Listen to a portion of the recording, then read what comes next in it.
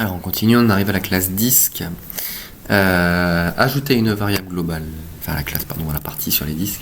Ajouter une variable globale disque correspondant à une matrice d'entiers de 20 lignes et 6 colonnes. Elle servira à stocker dans l'ordre que vous voulez les coordonnées, le diamètre et la couleur de 20 disques différents. D'accord ? Donc point important, coordonnées, diamètre, donc c'est pas le rayon, c'est le diamètre qu'on stocke, et la couleur. Donc j'ai bien besoin des deux coordonnées x et y, du diamètre, donc c'est une troisième paramètre, et de la couleur, c'est-à-dire 3 valeurs, donc on a bien 6 cases. Dans la fonction setup, initialiser ces disques, d'accord, donc je dois tous les initialiser, les 20 disques, de sorte que leur rayon soit aléatoire dans l'intervalle 10-30, les coordonnées soient aléatoires mais garantissent que chaque disque soit entièrement inclus dans la fenêtre, et la couleur soit bleue si le rayon est inférieur à 20, verte sinon. Donc là on va parcourir chacun des disques les uns après les autres. Donc là il y a réflexe instantané, c'est que je vais faire une boucle qui va s'occuper successivement de mes 20 disques. Bon, et puis on est parti, donc on va commencer par déterminer stocker le rayon. Donc moi je vais garder le même ordre que dans l'énoncé, c'est-à-dire que le diamètre je vais le stocker dans disque de I2, d'accord, de sorte que 0 soit X, 1 ce soit Y. Et là on me demande que le rayon soit aléatoire dans 10-30, il faut donc que le diamètre soit aléatoire dans 20-60. Donc je fais un aléatoire entre 20 et 60 tout simplement. Et là on sera pas trop mal. Voilà, leurs coordonnées soient aléatoires, mais garantissent que chaque disque soit inclus dans la fenêtre. Donc la fenêtre, elle fait 1000 par 1000. Je viens juste de calculer le rayon. D'accord, c'est le diamètre sur 2. Je vais donc également générer des nombres aléatoires. Bon, donc là pour x. Sauf que les bornes de ce nombre aléatoire sont fonction de mon rayon. C'est-à-dire que je vais de 0 plus le rayon. Donc je vais de disque de I2 sur 2. Jusqu'à 1000, d'accord, qui est le bord droit, moins le rayon, c'est-à-dire moins ça. Tac. Et de la même façon, je fais exactement la même chose pour le Y. Et donc là, j'ai bien fait mon rayon. Et pour finir, on me demande de choisir leur couleur. Donc la couleur devra être bleue si le rayon est inférieur à 20. Donc if. Vous savez ce qu'on va faire ? On va faire un truc. On va se créer une petite variable rayon qui est égale à disque de I2 sur 2, parce qu'en fait on l'utilise tout le temps. Plutôt que d'avoir un code inutilement lourd, on va utiliser ça comme ça. Hop. Ça sera beaucoup plus propre. Donc si R est plus petit que 20, dans ce cas-là, il faut que je choisisse la couleur bleue, donc c'est-à-dire 0, 0, 255. Donc dans ce cas-là, disque de 3 est égal à 0, disque I de 4 est égal à 0, et disque I de 5 est égal à 255. Donc là, j'ai bleu. Et vert sinon, donc dans le cas contraire, eh bien, je fais la même chose, sauf qu'au lieu de mettre du 0, 0, 255, je vais mettre du 0, 255, 0, qui correspond au vert. Ok ? Voilà pour cette question, qui était un peu longue en nombre de lignes, mais au final pas très difficile. Dans la fonction draw, faites en sorte que chaque disque se dessine à chaque itération. Donc là, c'est assez simple. On va faire une boucle pour parcourir nos 20 disques. Et puis, pour chacun d'entre eux, on va choisir la couleur. Donc la couleur, c'est disque de I de 3, disque de I de 4, disque de I de 5. Et puis une fois que j'ai fait ça, je dessine avec circle mon disque qui va être aux coordonnées disque I de 0, disque I de 1 et attention, je donne le diamètre, donc cette fois je ne fais pas le x2 puisque je stocke bien le diamètre, disque I de 2. Et normalement, à l'exécution, là je devrais avoir un truc qui a des disques verts, des disques bleus, un rectangle qui bouge et c'est tout. Donc j'ai bien des disques verts qui sont gros, des disques bleus qui sont plus petits. Alors ma fenêtre fait 1000 par 1000, ils sont bien tous à l'intérieur, il n'y a pas de problème.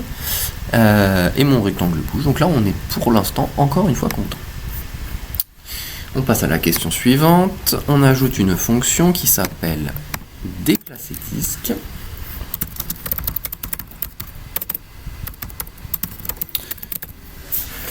Qui déplace chaque disque de 5 pixels par itération lorsqu'une flèche du clavier est pressée dans la direction correspondante. Donc si j'appuie sur la flèche de gauche, tous les disques vont à gauche, si j'appuie sur la flèche de droite, tous les disques vont à droite, et ainsi de suite. La collision avec les bords ne devra pas être considérée, donc en fait on n'a aucun test à faire particulier, on se contente de déplacer dans la direction de la flèche. Donc autrement dit, de quoi a besoin ma fonction pour fonctionner ? Elle a besoin des disques et de rien d'autre. Qu'est-ce que génère ma fonction ? Aucun résultat, puisqu'elle agit sur les disques, donc c'est du void. Alors là, comment je vais m'y prendre ? Eh bien, je vais commencer par regarder, est-ce qu'une touche a été appuyée ? Si une touche a été appuyée et que cette touche, c'est la flèche du haut, eh bien, dans ce cas-là, on me demande de faire bouger chaque disque vers le haut.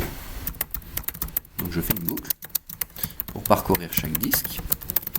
Et on me demande de bouger sa coordonnée Y vers le haut, c'est-à-dire de dire que le disque I, sa coordonnée 1, coordonnée Y, on lui retire 5. D'accord ? Et puis ça, je vais le faire 4 fois pour les flèches bas, auquel cas on me demande d'augmenter ça de 5. Pour la flèche gauche, auquel cas on me demande de diminuer le X de 5. Et pour la flèche droite, auquel cas on me demande d'augmenter le X de 5. Voilà. Tac, tac, tac. Débrouillez-vous pour que... Alors celle-là, elle était dure. Débrouillez-vous pour que, au moment... Ah ouais, mais attendez, là, il manque une question. On va l'utiliser, déplacer disque, là, pour l'instant. J'ai demandé de faire la question, j'ai pas demandé de l'utiliser. Donc on va l'utiliser, on va vérifier que ça marche. Hein. On va commencer par faire ça. Donc on va simplement appeler le déplacer disque ici. D'accord. Avec... le bon nom, c'est bon. Donc là, je teste juste voir ce que j'ai fait est bon. Si j'appuie à gauche, tout le monde descend. Enfin, tout le monde va à gauche. D'accord. Donc là, ça réagit bien. Ça réagit bien à mes flèches du clavier. C'est ce que je voulais. Ok. Donc maintenant, débrouillez-vous. Donc ça, souvent, c'est les questions les plus dures. Hein. Quand je vous demande de vous débrouiller, c'est les plus dures. Pour que, au moment où un disque entre dans le rectangle, son rayon augmente de 10 et au moment où un disque sort du rectangle, son rayon diminue de 10. Le disque devra également changer de couleur en conséquence, c'est-à-dire, grosso modo, si son rayon devient trop gros, il devient vert, et sinon, il reste bleu. Donc, vous voyez, hein, grosso modo, un disque était vert qui baisse de taille, il va passer bleu, et inversement. Alors, cette question-là, elle n'est pas facile, puisqu'elle sous-entend qu'il faut que je mémorise, est-ce que, avant, le disque était dedans ou dehors, de sorte que mon disque ne change bien qu'une seule fois de rayon au moment où il rentre et au moment où il sort. Donc comment je vais faire ça ? Alors il y a plein de façons de faire. Moi je propose de rajouter une colonne à ma matrice disque. D'accord ? Et de faire en sorte que cette matrice, que cette coordonnée supplémentaire contienne l'information, est-ce que le disque est dedans ? Dans ce cas-là, je vais mettre 1 dedans, par exemple. Ou bien, est-ce que le disque n'est pas dedans ? Dans ce cas-là, je vais mettre 0. D'accord ? Donc, comment je vais faire ça ? Je vais dire que si la fonction dedans pour les coordonnées x et y de mon disque est vraie, c'est-à-dire si mon disque est dedans, dans ce cas-là, je vais dire que disque i de 6 est égal à 1. Sinon, je vais dire que la coordonnée disque i de 6 est égal à 0. D'accord ? Donc je stocke en fait l'information. Donc là, je le fais à l'état initial, je vais le faire après. Je vais le faire à chaque itération. Je stocke l'information. Est-ce que mon disque est dedans ? Si mon disque est dedans, je mets 1, si mon disque n'est pas dedans, je mets 0. Et à partir de maintenant, qu'est-ce que je vais chercher ? Je vais chercher les moments où mon disque change de valeur. C'est-à-dire où il était dedans, il ne devient plus dedans. Lorsque c'est le cas, je vais baisser le rayon de 10, et inversement. Donc maintenant, à l'intérieur de Draw, pour chacun des disques, je fais la chose suivante. Si mon disque est dedans, d'accord, et que quand je fais appel à la fonction dedans,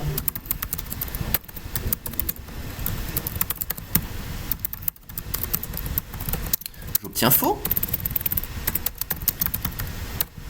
Qu'est-ce que ça veut dire ça? Maintenant, mon disque n'est pas dedans, mais par contre, dans ma mémoire, on me dit qu'il est dedans. Ça veut dire que mon disque vient juste de sortir. Donc s'il vient juste de sortir, je dois diminuer son rayon de 10. C'est-à-dire que je dois diminuer son diamètre de 20. D'accord. Et je dois également stocker le fait que maintenant, il n'est plus dedans. Et pour finir, je fais si son rayon est inférieur à 20, c'est-à-dire si son diamètre est inférieur à 40, alors en plus, il faut que je le change de couleur. C'est-à-dire que je le mets en bleu. D'accord? Donc ça c'était un peu costaud ça. C'était un peu costaud. Donc je reprends. Si mon disque était dedans et que maintenant il est dehors, je lui retire 10 à son rayon. Je dis qu'il est dehors. Et si son rayon est devenu plus petit que 20, je le mets en bleu. D'accord? Et de la même façon, je fais exactement la même chose mais dans l'autre sens, c'est-à-dire je vais regarder est-ce que j'étais dehors et que maintenant je suis dedans. Si c'est le cas, j'ajoute 20. Si c'est le cas, je dis qu'il est dedans. Et si mon rayon est devenu maintenant supérieur ou égal à 20, je le dessine en vert. D'accord? Donc on va regarder ce que ça donne. Je pense que c'est pas mal. Vous voyez, mes rayons, ils grossissent, ils diminuent. Ils grossissent, ils diminuent. Quand on rentre dedans, alors là il n'y a pas de chance, c'est que les valeurs aléatoires font qu'il va purement en vertical, mais si je le réexécute, j'ai bien tous mes disques qui normalement devraient subir la même chose.